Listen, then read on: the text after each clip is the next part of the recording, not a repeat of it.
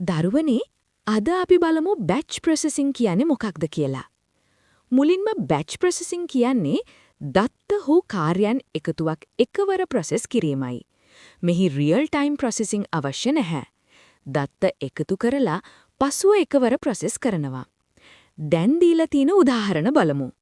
ගුවන් යානා පාලනය. මේක රියල් ටයිම් සිස්ටම් එකක්. තත්පරයක ප්‍රමාදයක්වත් අවසර නැහැ. ස්වයංක්‍රීය රථ පාලනය.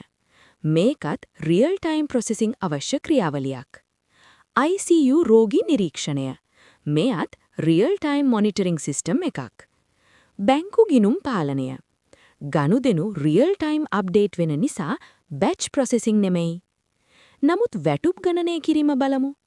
වැටුප් ගණනය කිරීමේදී සේවකයන්ගේ දත්ත එකතු කරලා මාසයකට එකවර වැටුප් ගණනය කරනවා. ඒ නිසා මෙය බැච් ප්‍රොසෙසිං ක්‍රියාවලියක්. ඒ අනුව නිවැරදි පිළිතුර අංක 4 වැටුප් ගණනය කිරීම. මතක තියාගන්න බැච් ප්‍රොසෙසිං කියන්නේ ඩේටා එකතු කරලා පසුව එකවර ප්‍රොසෙස් කරන ක්‍රමයයි.